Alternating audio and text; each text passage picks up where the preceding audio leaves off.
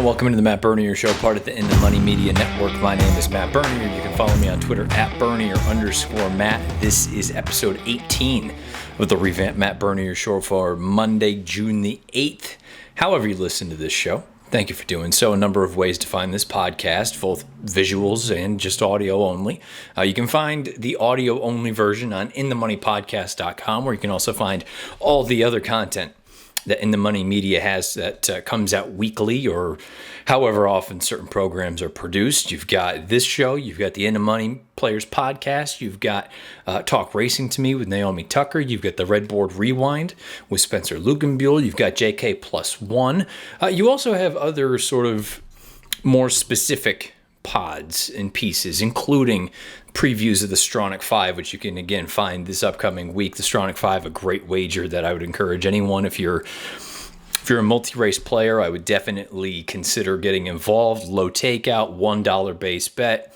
The family of Stronach tracks, definitely something you want to keep an eye on. Woodbine is back up and running. That's always a good meet and a good track to, maybe it's a little bit out of your comfort zone, but sometimes stepping out of your comfort zone is a good thing. I've always loved the product up there. I would encourage you to take a look at that as well. So, number of good things going on over on inthemoneypodcast.com. You can find all the podcasts as well in sort of your standard situations, your standard setups, Apple Podcasts, however you get your podcasts on Android device. And then for this program as well, you can find this on YouTube. All you need to do is go over in that search bar, type in Matt Bernier Show. It'll pop up, as well as all the other episodes. Make sure you subscribe to the In the Money channel. Make sure you subscribe to my channel, Matt Bernier. Make sure the bell icon is lit up for both of those. That way you get a notification whenever anything new is uploaded to the channel. Most of the time, it's Mondays and Tuesdays for this show. On Fridays, we have Horse Players Happy Hour. That'll be off this week, but we're scheduled to come back the following week. Some other little housekeeping pieces. This show, for the next 2 weeks, I believe. Let me just double check that on the fly here. Yes, the next 2 weeks. This will actually be recorded on Tuesday, not on Monday as it typically is, because I have some prior engagements. So next Monday and the following Monday, no pod. They'll be the following Tuesday. So just FYI, Tuesdays the next 2 weeks, not Mondays. And again, if you want to follow on Twitter, at Bernier_Matt, questions, comments, concerns beneath the video player on YouTube as well. Okay, a lot to get to here this week. I'm going to break this into a couple of segments. We'll start off with the East Coast, sort of highlighting what I consider to be the biggest performances and the biggest horses. Then we'll transition to the West Coast. Then we'll dive into pick history, the $100 challenge, as well as Q&A and wrap things up. But a lot to get to in a short amount of time. Let's start on the East Coast.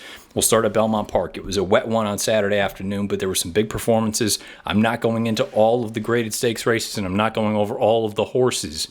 If you have specific questions, let me know beneath the video player on YouTube, or if you just want to bounce ideas off of one another. I've said it before. I like that it's turned into a bit of a forum for people to kind of get ideas out there and questions and things like that. So anything I don't touch on here, if you have a question or there's another horse that perhaps you're intrigued to discuss or hear opinions and thoughts of, let me know beneath the video player or on Twitter at Bernier_Matt. Let's start with the Carter. It's the big one, the grade one. It was a win and you're in for the Breeders' Cup Sprint.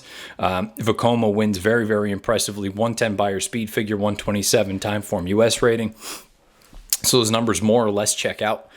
Buried a really good field. Just buried a field. Never looked like a loser at any point in that spot. I would encourage folks, if you don't typically look at things this way, we've spoken about it in the past, the idea that wet tracks can make final margins of victory a little bit, I don't want to say abnormal, but make them, larger than they typically would be. You always need to be leery of that. In this instance, I don't believe that to be the case. I just think Vekoma, he's already proven himself to be a good racehorse. PTF and I spoke about it on Horse Players Happy Hour last week, that while he had won the Bluegrass going 9 furlongs, he always felt like he was cut out to be a horse that would excel going one turn. I think the connections are probably going to continue on this sort of path. We'll find out if he shows up in the Met Mile for 4th of July, but this is an awesome performance. I don't think the wet track is the reason he won the way that he did. But if you are a contrarian and you're looking for a reason to go against him at a short price next time out, maybe it's something worth considering if you believe that this could have potentially moved him up lengths in a spot like this because of the wet track as opposed to what he may typically be accustomed to producing on a fast main track. I don't believe that to be the case. I think he just ran really well, and I think this is a 4-year-old that's coming into his own. But I would love to hear sort of back and forth about maybe the performance wasn't as good as it looked, or it was every bit as good as the numbers would suggest and the performance visually would. I thought he looked awesome. The numbers come back strong. I mean, he's never the sexiest mover you've ever seen. He's got that paddle out there for his left front.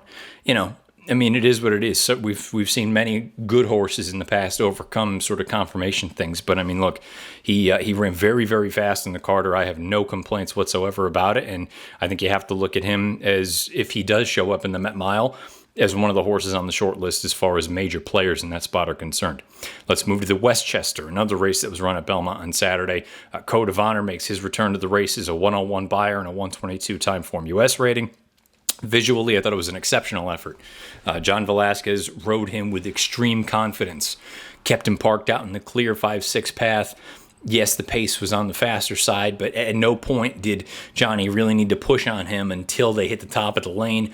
Once he did that, I don't think he got to the bottom of him. I think it was a very measured half-length victory. And I know he did need to ask him a little bit, but I thought really just visually it checked all the boxes. And I have a very, very sneaking suspicion that he was far from the best version of himself on Saturday. I think this was nothing more than a means to an end. Get him back off the layoff, get some racing into him, some fitness, and you'll see a better, tighter version of this horse 2 and 3 starts from now. If that's the case, everybody else could be in a little bit of trouble because he looked really, really spectacular. I thought it was a big, big performance. And also, you need to give credit to the runner-up, Endorsed. Endorsed, I thought it was an interesting move from Joel Rosario down on the inside.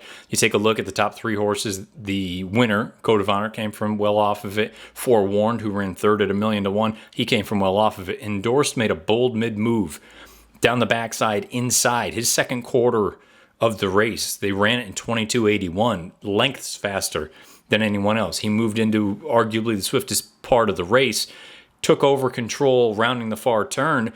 And if it's not for Code of Honor, we're probably looking at this race saying this is Endorsed's coming out party. This is the best race he's ever run. I think it was the best race he had ever run. Problem is he just happened to run into arguably the best horse on the East Coast for older runners. So I think the top 2 both ran really, really well. I would expect Code of Honor to take another step forward here. I'll be curious what Endorsed's next move is. You know, do you wait for 2 turns again? Do you wait for a race like the Whitney at Saratoga? Do you wait for, one of these other positions or one of these other spots to show up in? I just thought all around the top 2 horses, they performed big, big, big ways on Saturday afternoon. I thought they both looked very, very strong. And I expect bigger and better things, especially from the winner Code of Honor going forward. The Intercontinental, 7/8 on turf, yielding turf. Newspaper of Record comes back to the races, and she runs a hole in the wind. 103 buyer speed figure, 115 raw Timeform US rating. It's important to note at the 115 raw rating, typically that's the way that I will use the raw number as opposed to the pace adjusted one. I want to be the one to decide if it made a difference.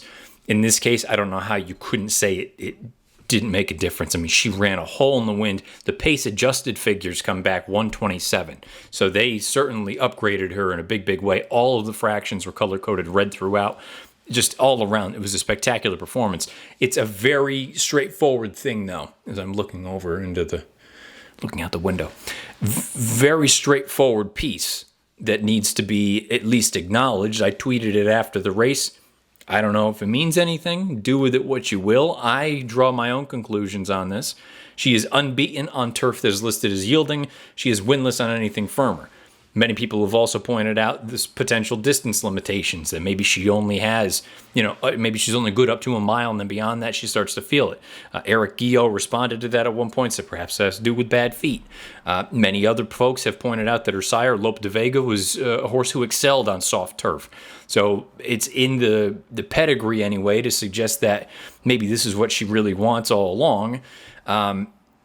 If she runs anything close to this and she can get out to a mile, I mean, she's going to be arguably the best filly and mare going a mile, and you could maybe even stretch that to the just a more broad and sort of general term, the best miler in the United States if she can continue on like this.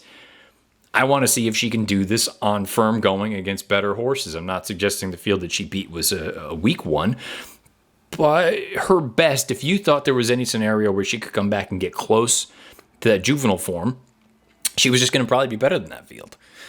Now we'll see. It sounds like they're eyeing the Justa game at a mile at Belmont. If she shows up there, there's a chance that she runs into Uni for Chad Brown as well. We'll see. Things could be considerably different with firmer going against better horses. But if she can run like this still, the sky's the limit again. And maybe this is the newspaper of record we all expected to see last year as a 3-year-old. Maybe it just took a little bit of time, and now we're going to see her really, live up to expectations as a 4-year-old. Time will tell. It's too early. But one other piece to point out just how well she ran.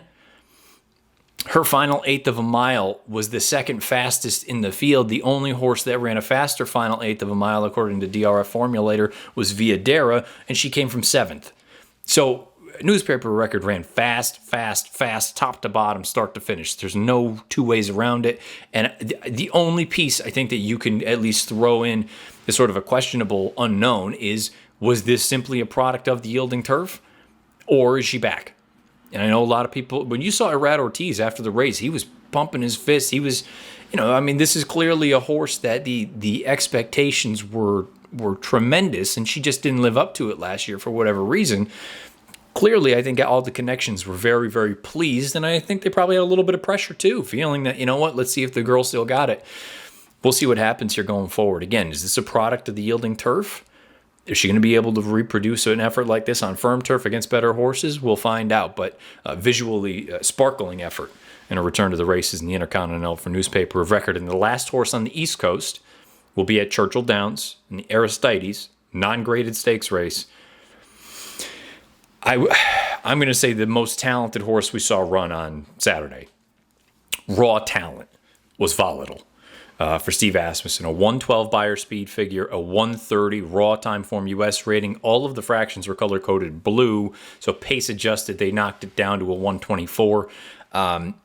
The talent is just exceptional. It's next level kind of talent. It's Matoli type talent. It's you name many, and I'm going to just keep it to sort of the one-turn horses for now because I don't know if or when there's a chance that they stretch them out. But the talent is next level, Breeders' Cup caliber, no two ways around it.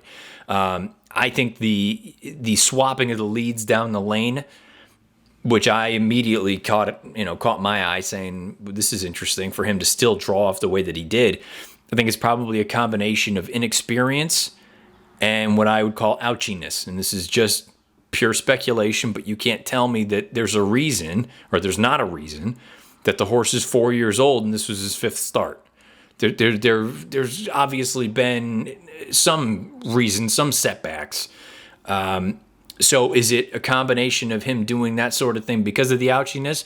I think it's part of it, but also, to be fair, he hasn't run a lot. He's still probably learning the game a little bit. So I'm not going to hold that against him right now. And you know what?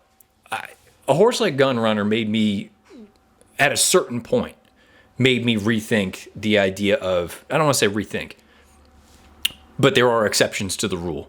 And I've started to, as if the talent and the ability is just that obvious, it'll always be in the back of my mind, if you ever get into some sort of a slugfest with another runner. But if the talent is just so exceptional and so next level, maybe you can overcome that sort of stuff. I would say at lower levels, you can't afford to do that sort of thing. But, it's like some of these other athletes you see that have less than stellar mechanics, but they're just so gifted that they're able to overcome that sort of thing, and it doesn't end up biting them in the rear end, where maybe someone or something that doesn't quite have the same natural ability, if they started doing that sort of stuff, it would really go bad really quick.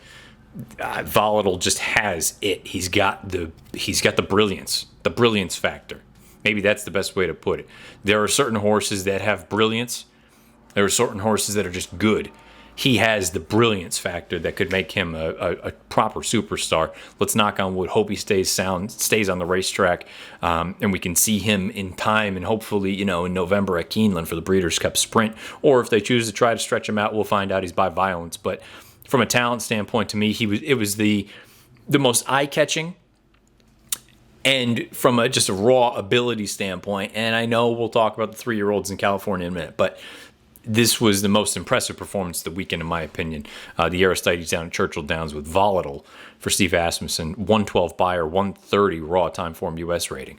That'll button up the East Coast. Again, if there's a horse or a race that you were curious about, you wanted to know more about, I know the Fort Marcy was run at Belmont. There were a number of races across the country, but specifically on the East Coast. If there's another horse at any of these races or any of the other races all across the place that you have ideas about, questions about, thoughts, whatever it may be, Beneath the Video Player on YouTube is your best bet. You can always fire away on Twitter, but Beneath the Video Player is probably your best bet as far as trying to get some eyeballs on that. Now, let's transition out to the West Coast, where we had a number of interesting races. We'll talk about 3 graded and then a career debut for a big dollar horse. California, Santa Anita Derby, Santa Anita Oaks, Hollywood Gold Cup, Cezzane. Santa Anita Derby, Honor AP. If you're looking for a horse to check all the boxes when it comes to what would it take or what will it take to win a race like the Kentucky Derby, to win a race like the Breeders' Cup Classic, to win any kind of race at a sort of, air quotes, classic distance, there's really not a heck of a lot else you could have asked for from a horse like Honor AP. To sit the way that he did off the pace, he was wide. He made a nice, visually eye-catching move rounding the far turn and went about his business down the lane. The stride is long. He galloped out like a freight train. I mean, there's really nothing else you reasonably could ask for from this horse in this start, the way that he won against the field that he beat. Was it a star-studded field? No, but, people are very quick to just all of a sudden say, oh, well, Authentic, I mean, Authentic's not a bad horse. And people are making it out as though he beat, he beat Authentic. He was the third of the 3 big ones for Baffert. Well, Authentic earned another 98 Beyer in this race. It's not like he didn't run. Honor AP was just that much better. He earned a 102 Beyer. I tweeted it. It's not easy to rally from off the pace at Santa Anita. And I had a number of people say he got a setup. I don't care. If you watch Santa Anita racing for more than a minute, going 2 turns on dirt, coming from any length off of the pace, if you're not on it or pushing it, I'm giving you extra credit immediately. And for a relatively inexperienced horse to do that off of another layoff, mind you, I said it in the ABR live stream on Saturday. I wanted Authentic the day of the race. I want every bit of Honor AP going forward. I was wrong about day of. I'm even more excited about going forward. This is a horse. He looks like a classic type, plain and simple. For him to run as fast as he did at that racetrack in June, I wouldn't fault anyone that would be looking at the Kentucky Derby saying he's the horse to beat. I wouldn't be faulting anyone that said if you're taking a 3-year-old against any of the elders for the Breeders' Cup Classic, why not this one? He checks all the boxes. The pedigree's there. The connections are there. The way that he moves is there. There's nothing to knock about him at this point. I want to make it clear, Authentic did not run poorly. I will also say I expected a little bit more of a fight. Perhaps that's just more of a feather in the cap of Honor AP. Authentic was wide throughout as well. He broke outward from the gate, which was a little bit interesting. And then he just wasn't the sharpest at the gate. He went up and Drayden had him in a fine position. If you liked him on Saturday, you can't complain about the trip not working because Honor AP, in my opinion, had a more difficult trip.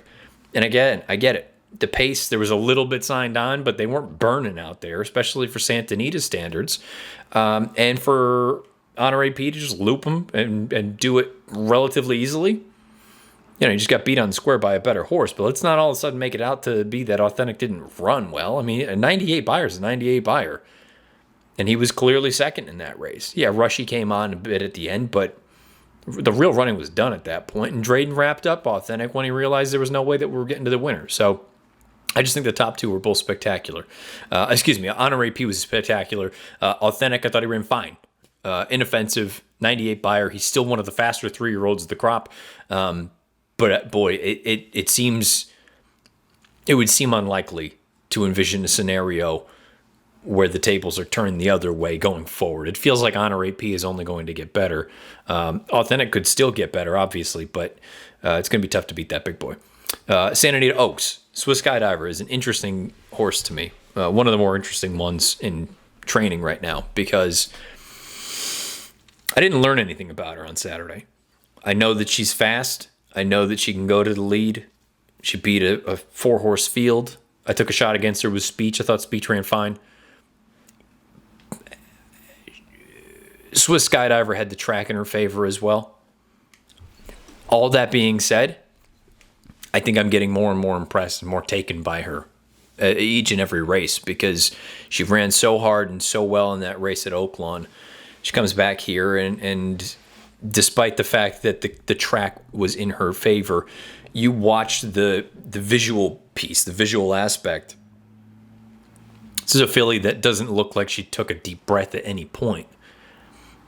Her ears are just flopping around the entire time. Mike Smith just hand riding for the most part. I didn't learn anything, but watching her, I feel like she continues to mature and develop in each and every start. If that makes sense. I didn't learn anything specifically from the effort on Saturday, but watching her, I feel like she's becoming a more complete project. And again, this is sort of that time of year where you're going to start to see, typically anyway, knowing that we didn't get the races at the beginning of May, leading into the summer, you see that sort of natural progression for these 3-year-olds. They continue to develop. I think you get another one in the fall, and then you get another one as they turn over to 4. That's the way that I typically look at things. And I feel like you're seeing it with Swiss Skydiver, who, frankly, I did not like her as a 2-year-old or early as a 3-year-old. I thought she was just fine, but nothing spectacular. She continues to improve and impress. Her run at Gulfstream, her run at Oaklawn, her run here. I mean, she's winning at different tracks, and she's doing it visually really, really impressively. Again, I didn't learn anything from the way that she ran. She had the track in her favor. She was out there. Yes, she was setting a fair enough pace, but she never looked like she took a deep breath. It looked like it was a workout. And for her to earn a 95 in that sort of fashion, I'm becoming more and more taken by her as we go on. Hollywood Gold Cup.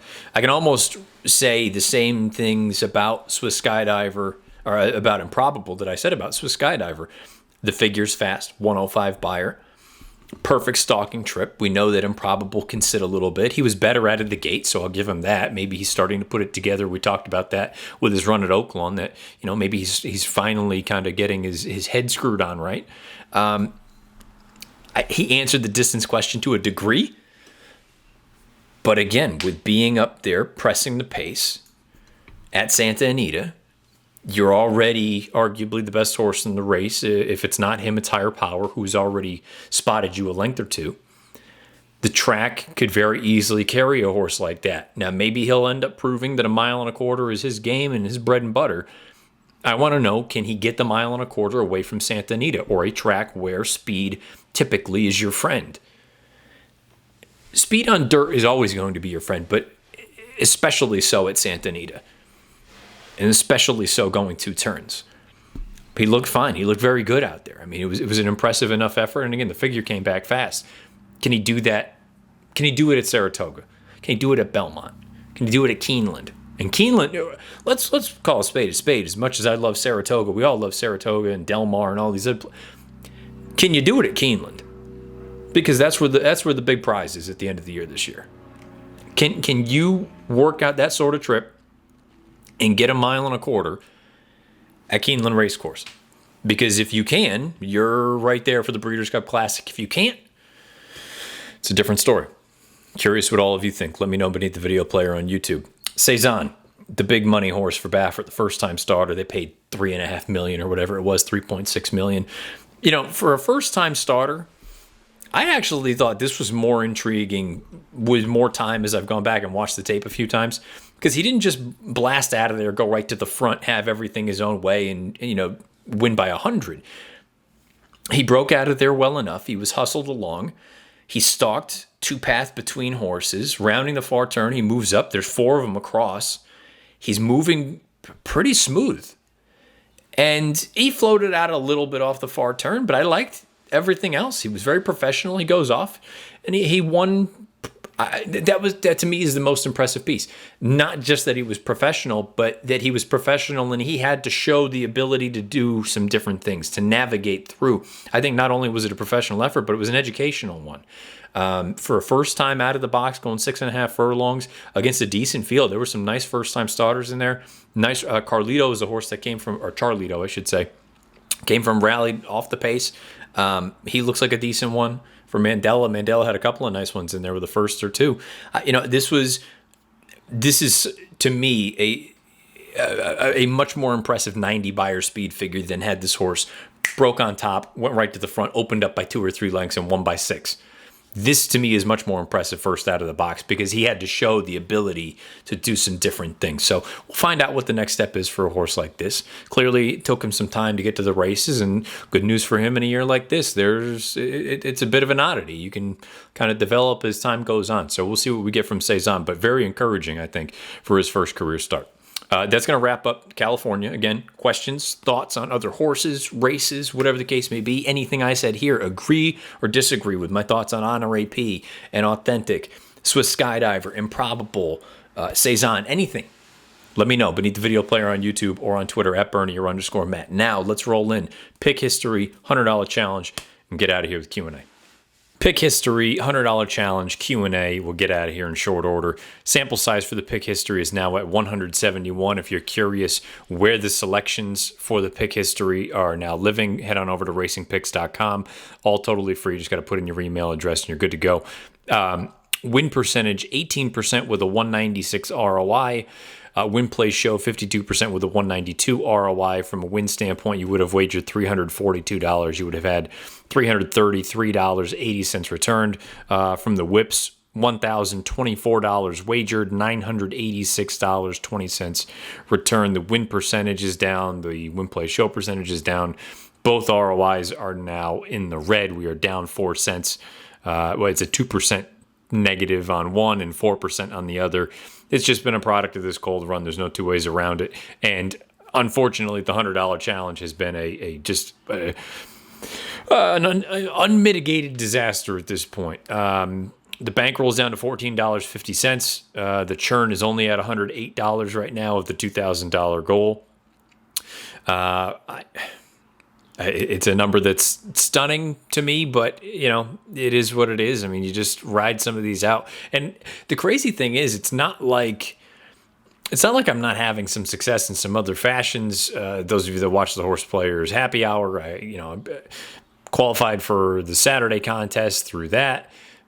Ran top 10 in the BCBC one, ran 100th in the free NHC qual. So, I mean, it's not like I'm totally off. It's just, damn, if I can get a horse to get a nose down on the wire first. So, hey, it is what it is. I'll keep plugging along. I mean, at this rate, there's only 7 more plays for the $100 challenge before we go bust. So hopefully I can connect with something here in this upcoming week, and we'll have something else to discuss going forward. One of the 2 pieces of the Q&A, though, are directly related to sort of the picks and the losing streak, or the cold streak anyway, that I've been on recently. And Nancy Moran pointed something out, and I'm hopeful that many people view it this way. You're always going to have those few people that are just trolls and they're going to throw some shade no matter what. But I think Nancy Moran's point is what I'm hopeful many people look at as far as the whole is concerned. Nancy says, commenting on your losing streak situation in general and not the $100 challenge. Wager a guess that the majority of your listeners agree with me when I say picks are picks, and if you want to spend all of your betting money exclusively on other people's opinions, you can find those anywhere and everywhere. I listen to your pod to hear about the process of handicapping and thoughts about upcoming races / recent events in broader view, so thanks for keeping up all the good work. Sure, your luck will turn around very soon. Nancy, thank you for listening. I know you've been one of the diehards, and I'm hopeful most people view it that way. I mean, yes, picks are great, and I want to be right more than anyone. But at the same time, I'm hopeful the pod and even some of the analysis, while they don't always win, if you're playing an exacta or a try or something along those lines, maybe it's something that you can use with a pod like this, going back and taking a look at some of the horses that we saw from this past weekend. Maybe there's a nugget that you can take from that and incorporate that into your handicapping and process and things like that. And it just, I'm hopeful many people view these sort of exercises in the same fashion that Nancy does, as opposed to just looking at it saying, oh, well, loser here, loser here. Well, I mean, there's more to it than that. You're going to have some bad luck from time to time. This happens to be a rather cold streak. But having said that, last week was considerably better. Even had a couple of big numbers run. I thought Pacific Gale was going to fire a big shot turning for home there, and that's the Harmony Lodge at Belmont. She just loomed up and flattened out down the lane, but she still ran third at 24-1 or whatever it was. So starting to get some horses running at big prices, and that's all I can ask for. As long as they're running and we got a chance, that's all I can ask for. The only other piece from Q&A this week that we'll dive into, Chris Quozo, I hope I'm pronouncing your last name correctly. Thanks for your insights. Question, you've talked about possibly betting 2 horses to win in a race. What would be the minimum odds on the low end and the combined odds of the two where you would put as a cutoff to not consider this approach? Chris, thank you for listening. Thank you for the question and comment. There's an exact way to do this if you wanted to go through and price out the whole race, right? So if you went through and let's just say it was a 10-horse field and you assigned everyone their odds, and let's say you wanted to...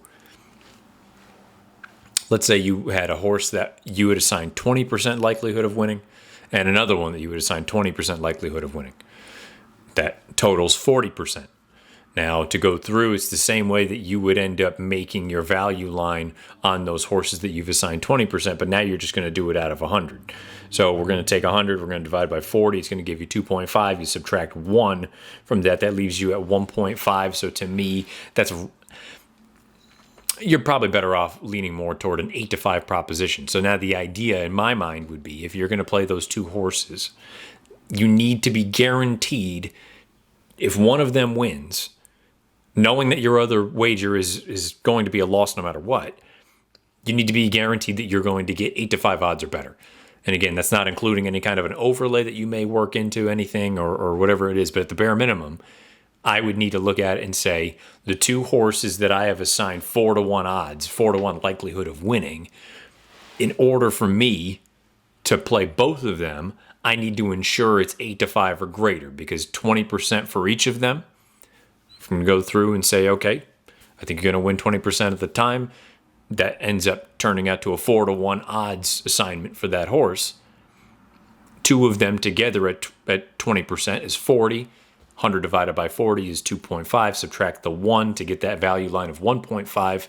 Again, some people, if you're really ambitious, you could turn it down to call that, actually, I guess that would be 3-2, wouldn't it? Wouldn't be 8-5. But the idea is the same. Let's say it's a 25%, 25 and 25. 2 horses that you think, you know what, I'm going to make this one 3-1 and this one 3-1. I'll bet both of them. If you're going to do that, you're looking at 100 divided by 50, 100 divided by 50. That's going to give you 2. Subtract 1. It's even. I would need to be ensured that I'm going to get even money on whatever I put in from these 2 horses, knowing that one of them is going to guarantee be a loss. Because, barring a dead heat, only one horse can win the race, if that makes sense. So if you have these 2 horses that one of them, if you've assigned 3-1 odds on both of them, and one of them is going off at 3-5, and the other's going off at 5-2, mathematically it's not going to line up. It's not going to work.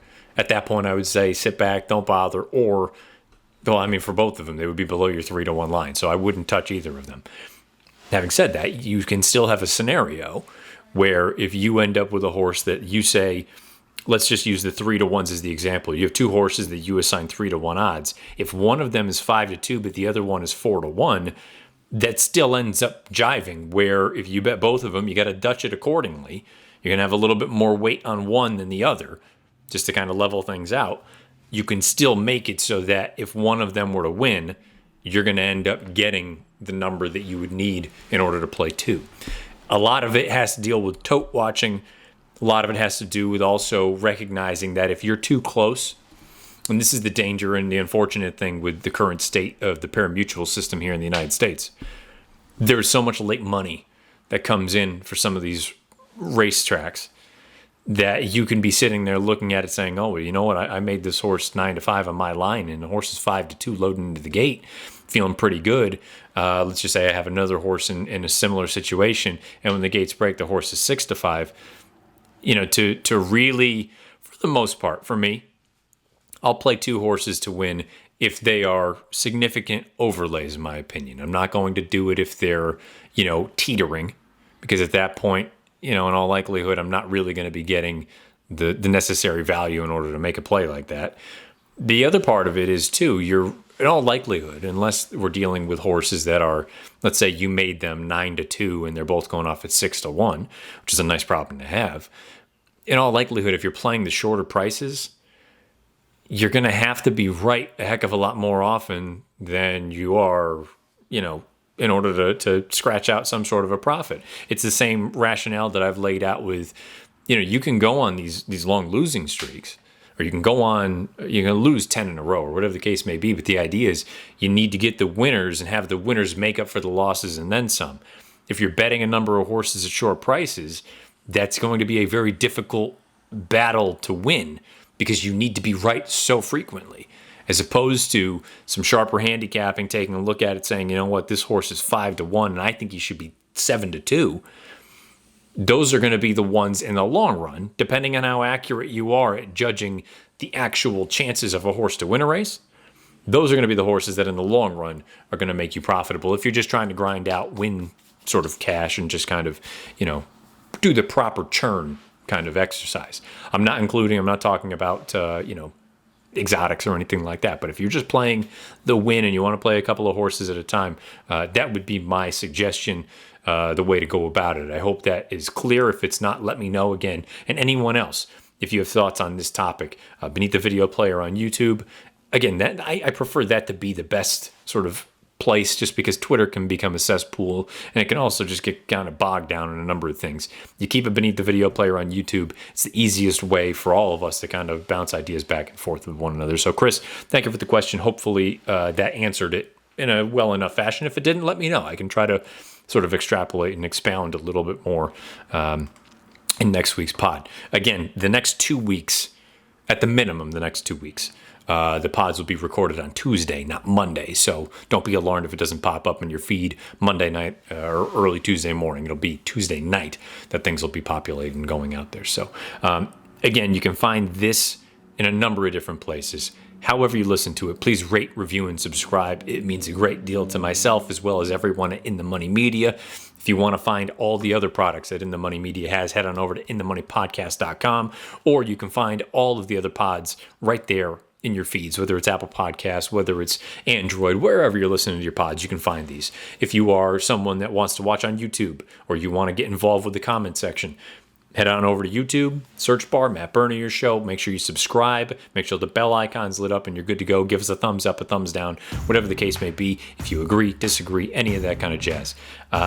Questions, comments, concerns, beneath the video player on YouTube. You know how to do that. And obviously on Twitter at Bernier_Matt. Until next Tuesday, when I am back here with episode 19. This has been episode 18 of the Matt Bernier Show. Good luck however you play, whatever you play, and wherever you play.